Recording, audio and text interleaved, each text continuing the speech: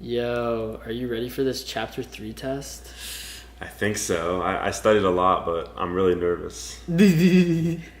Yo, you good, bro? Yeah, I'm fine. You think you'll be ready for this test? What test?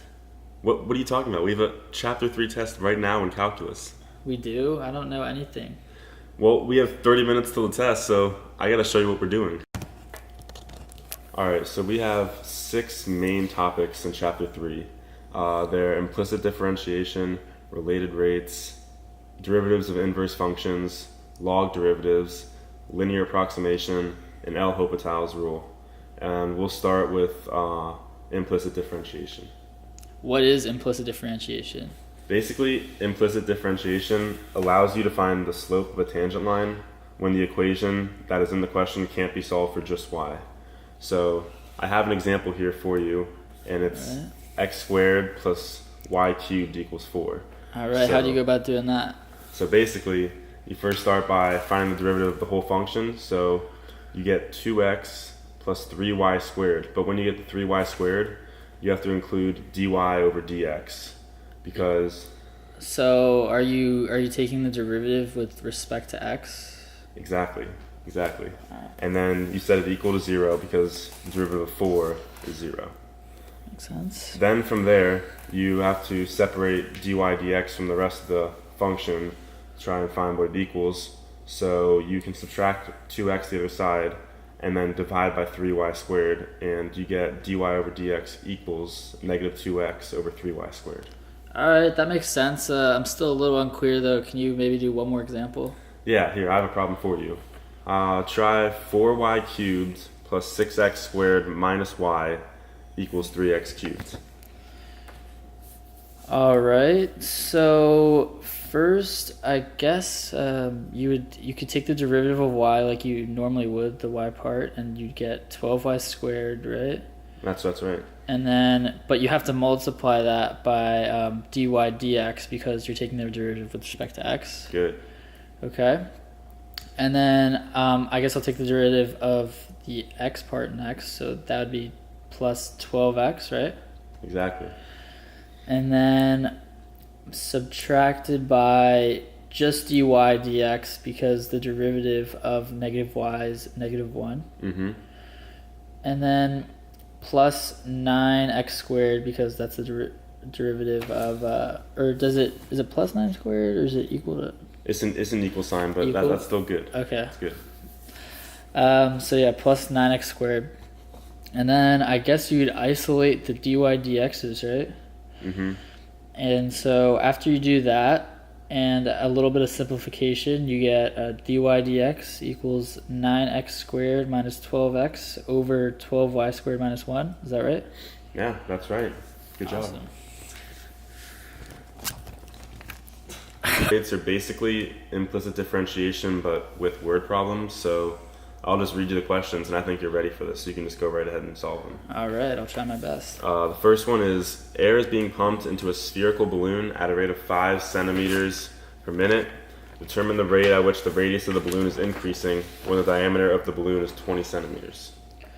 All right, so I noticed they said a spherical balloon, which is very important because the volume of a sphere is equal to 4/3 pi r cubed.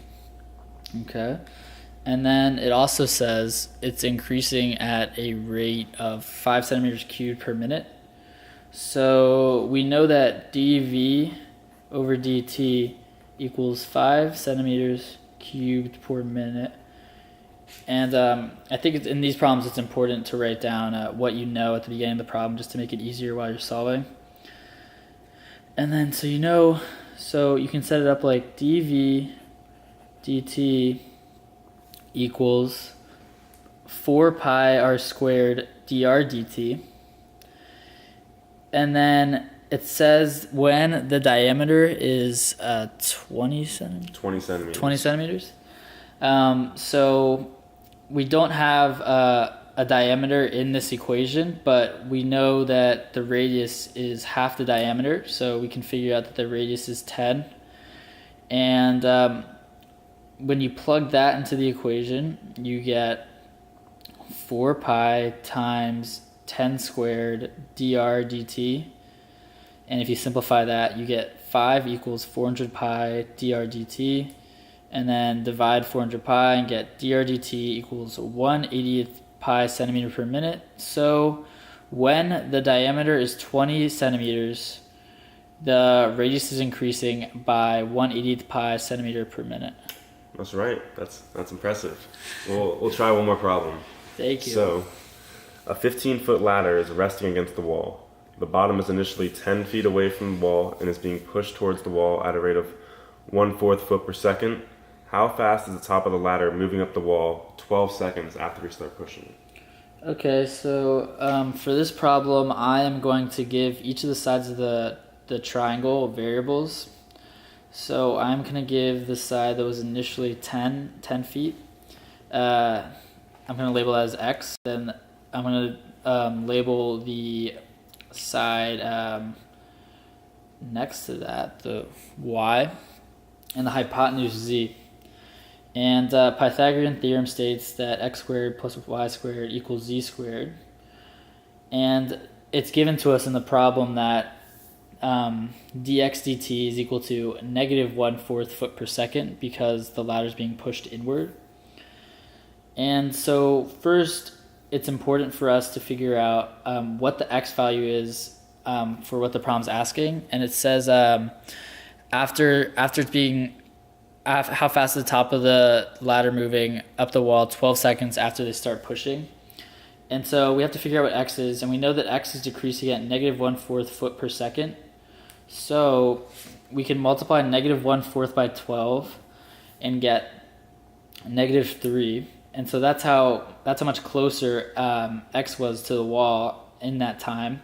So you do 10 minus 3 and you get x equals 7. And then once you find x equals 7, you plug that into the Pythagorean theorem.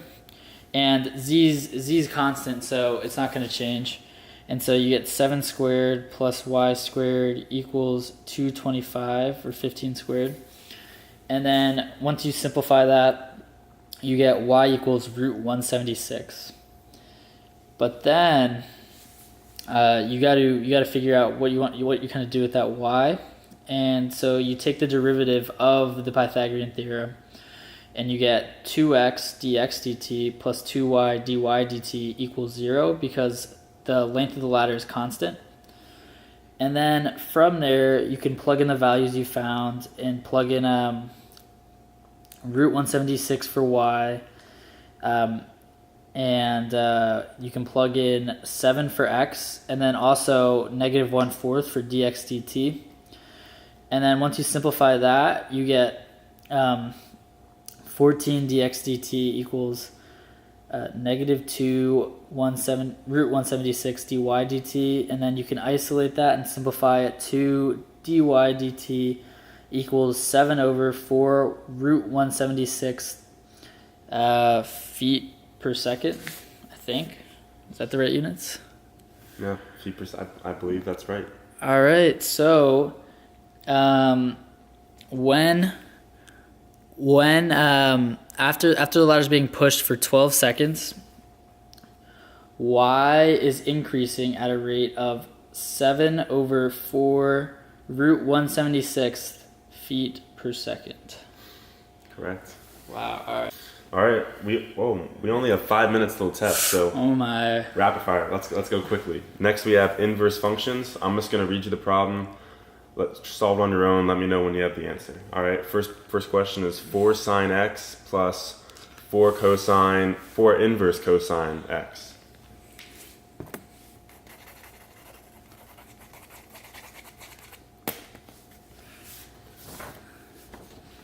All right. Is the answer 4 cosine x minus 4 over root 1 minus x squared? That's right. Remember for inverse cosine that it's always going to be negative 1 over 1 minus x squared, and you put the 4 there because it's at the beginning of the inverse cosine. All right. All right, next question. You have 4x to the 4th minus inverse secant x.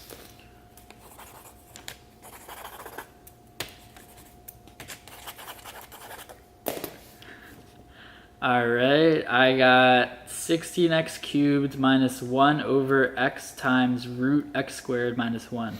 That's right. Sweet. All right, next we have log derivatives, and I have two problems that I'm going to ask you.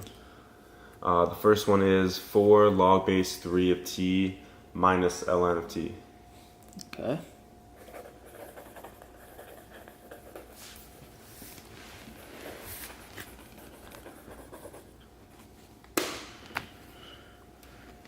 All right, you have an answer? Yeah, is it 4 over t times ln of 3 minus 1 over t? Yes, that's right. Sweet. For a log base of x, for example, the formula is 1 over x ln b, and for ln of x, it's just 1 over x. So, good job. And last problem, we have z to the fifth minus e to the x ln of z.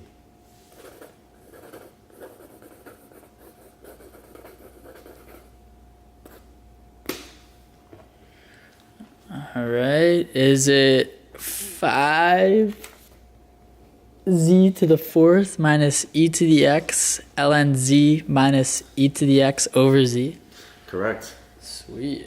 All right. All right, only 2 more topics left. All right, now we have linear approximation.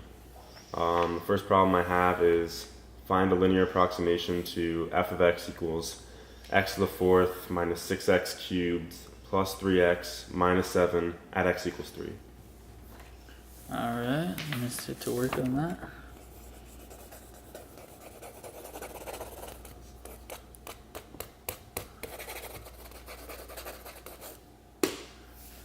All right, is it L of x is equal to negative 79 minus 51 times x minus 3?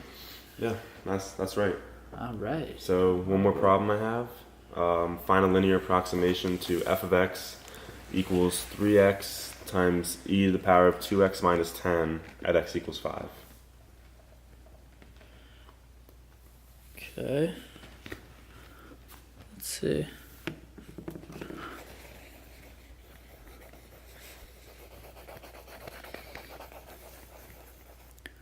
All right, is the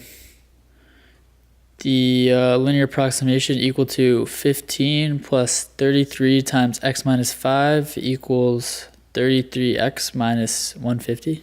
Yeah, that's right. And you get 33x minus 150 after you simplify, so that is the correct answer. Oh, okay. All right, the last thing we have is L'Hopital's rule. And remember with this rule, when you are finding the limit of a function and it's 0 over 0 or infinity over infinity, once you see it's that, you can use this rule, and this lets you find the derivative of the function and then solve. So the first question that we have is the limit as x goes to 2 of x cubed minus 7x squared plus 10x over x squared plus x minus 6.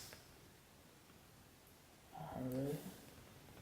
So I guess I would just take the derivatives of both the top and bottom, and once you plug in 2 to both the derivatives, you get negative 6/5. Is that right?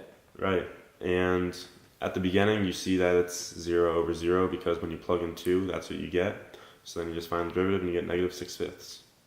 All right, we got a challenging one for your last problem. The test is about to start soon. So we have the limit as x approaches 1 from the right of x minus 1 times tangent of pi over 2 times x. Jeez. Alright, let me see if I can figure this out.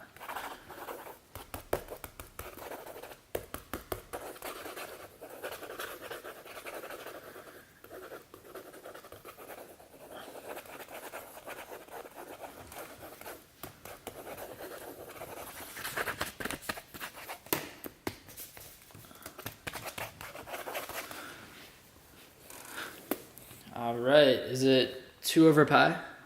Close. It's negative 2 over pi, but I think I think you're on the right track. I think you're ready for this test. And so remember that when you simplify all of this, you see that it's 0 over 0. So then you just find the derivative and plug in, and you get negative 2 over pi. So I think you're ready for this test now. All right. Thanks for your help, man. Yeah, no problem. Let's go in and let's take it. Yeah, man. Let's do it.